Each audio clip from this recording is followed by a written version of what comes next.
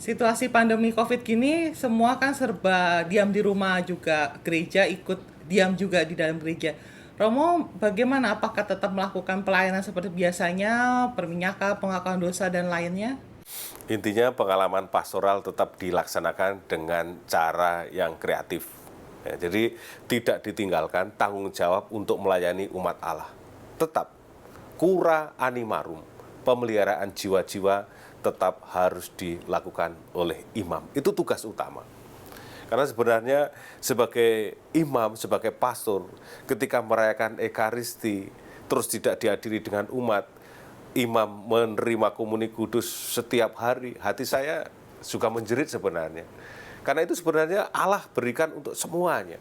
Rahmat yang luar biasa untuk semuanya. Maka memang dengan cara misa online, dengan doa komuni spiritual, komuni batin ini menjadi suatu cara untuk tetap mengajak dalam tanda kutip mengobati kerinduan itu. Nah, bagaimana cara tetap melayani sakramen pastoral kepada umat Allah?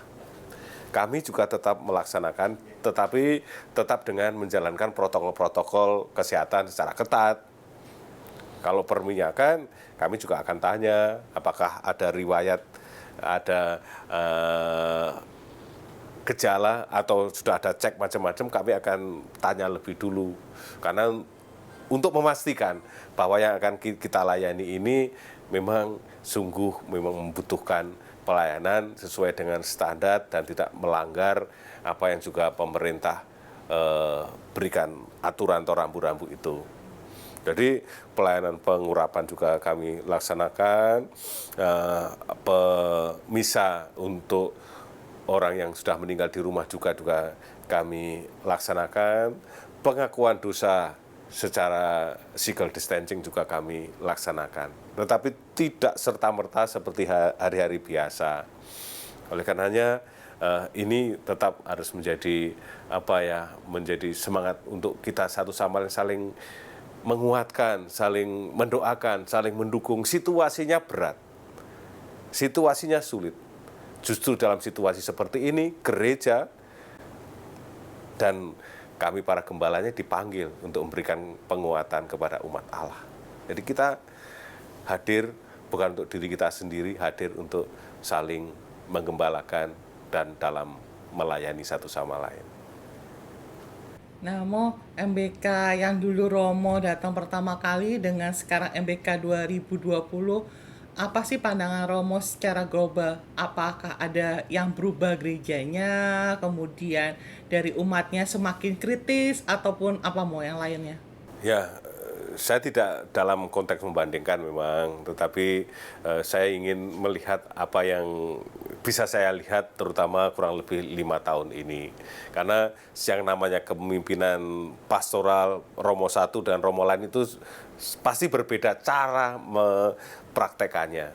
Bahwa intinya sama, ingin membagikan rahmat dan memimpin serta melayani umat Allah, mungkin hakikatnya sama, tetapi cara mengeterapkannya bisa berbeda-beda. Nah, secara global dalam pengembangan umat Allah pastoral di MBK, saya pertama-tama tentu saja juga sama mengacu dengan apa yang sudah digariskan, sudah menjadi suatu pedoman dari KAJ. Itu pertama-tama itu. Nah, tentu secara aktual, kontekstual, kita pikirkan bagaimana itu dilaksanakan. Itulah mungkin yang berbeda dari paroki satu ke paroki lain. Apalagi umat MBK terkenal seperti tadi saya katakan antusias, semangat, kalau ada acara ini dan itu selalu sambutannya sangat bagus. Sehingga bagaimana ini dikelola, dimanage secara baik, dan umat Allah tetap merasakan manfaatnya sebesar-besarnya untuk mengembangkan iman mereka. Jadi tugas kita mengembangkan iman umat Allah. Maka di sana juga saya pernah mengatakan, bukan kita ini menjadi orang yang rakus akan segala sesuatu tentang rohani, tidak. tetapi kita mau menimba rahmat sebanyak-banyaknya bagi kehidupan kita. Nah, kalau memang itu sudah merasa dijalankan secara seimbang, saya rasa di keluarga pun akan juga sama. Karena saya juga mengatakan jangan sampai aktif di gereja, keluarganya berantakan. Itu juga nggak benar. Karena kita tahu bahwa keluarga tetap menjadi suatu yang terpenting dalam menghayati kehidupan iman kita. Gereja kecil, keluarga harus menjadi suatu persekutuan yang kokoh, yang kuat di atas segala-galanya.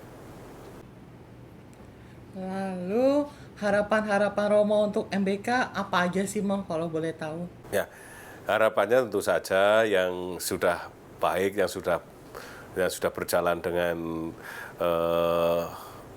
mudah diikuti oleh umat Allah, tolong dilaksanakan, tolong tetap dilanjutkan. Saya sering menyampaikan, terutama di rapat DPH, gereja MBK itu mau tidak mau harus melangkah menjadi gereja yang modern berbasis digital. Saya ketika datang sudah mengatakan begitu kepada pada DPH, dan pelan tapi pasti kita semua siapkan SDM-nya, siapkan alatnya, siapkan untuk menuju itu semua. Apalagi dalam situasi pandemi ini menjadi suatu momen juga rupanya ketika Bapak Uskup Monsinyur Suharyo bertanya, kira-kira apa ya yang Tuhan inginkan untuk gereja lakukan dalam situasi seperti ini. Apalagi dalam masa new normal, hal-hal baru apa yang bisa dilakukan oleh umat Allah untuk membangun imannya, untuk membangun persekutuannya, untuk melayani sesamanya, dan lain sebagainya. Karenanya MBK membentuk tim digitalisasi pastoral, tidak hanya untuk memfasilitasi proker-proker yang ada, tetapi sebenarnya juga untuk menjadi sarana yang dalam tanda kutip yang modern. Ya, kalau ada pengajaran kemarin secara manual sekarang tidak bisa, kenapa kita tidak melakukan pengajaran katekumen, pelajaran BIA, pelajaran banyak hal dengan melalui online seperti itu.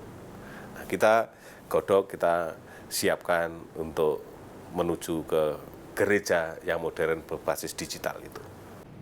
Lalu kesan dan pesan Romo buat gereja MBK atau umat MBK apa aja Mo? Yang pertama pasti kesannya ya Mo. Ya, kesan saya sangat senang, sangat kerasan, sangat bergembira dan berbahagia di tempat ini bersama dengan umat Allah yang saya lihat juga guyup, rukun dengan segala problematis yang bagi saya juga wajar di tengah kehidupan kita yang tidak mudah, di tengah ekonomi juga tidak mudah, di tengah persaingan juga tidak mudah.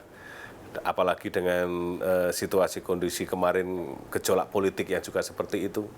Tetapi dengan bersama-sama kita membuka diri, banyak hal yang bisa kita lakukan, bisa kita petik. Pesan saya, mari kita membentuk gereja yang terbuka, yang humanis untuk siapapun. Jangan sampai kita membentuk gereja yang eksklusif, menutup diri hanya untuk kita. Enggak, karena gereja bukan untuk dirinya sendiri saja. Gereja dipanggil, didirikan oleh Tuhan untuk menjadi berkat bagi yang lain, untuk menyelamatkan dunia ini. Oleh karena itu nanti di sana segmennya banyak sekali. Selain kita mengembangkan pastoral berbasis lingkungan, terus kita mencintai alam dengan senyatanya, dengan menggunakan misalnya contoh kecil kita mau programkan mengurangi sedikit-sedikit untuk tidak menggunakan lagi kertas-kertas, gitu. Terus juga rangkaian bunga kita mulai kurangi dengan menempatkan tanaman-tanaman hidup di pot dan sebagainya. Ini semua sebenarnya juga go green ya. Kita mau menjawabi permasalahan ekologis mengenai lingkungan kita. Dan saya rasa, saya melihat MBK sudah mulai bergerak di situ, lanjutkan, teruskan. Apalagi anak-anak muda, kalau dari data Biduk sendiri kan 3.000 hampir 4.000. Ini menjadi suatu bukan hanya garapan, adalah masa depan yang sangat menjanjikan.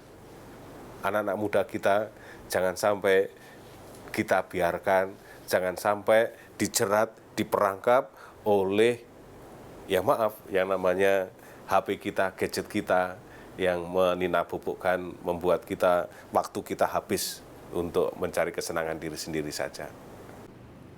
Mo, terima kasih banyak buat pengalaman kisah-kisahnya. Baik, umat MBK semuanya, jangan lupa baca Warta Minggu edisi 19 Juli 2020 tentang pengalaman kisah-kisah Romo Yudi yang menarik maupun kurang menarik di edisi 19 Juli 2020. Jangan lupa!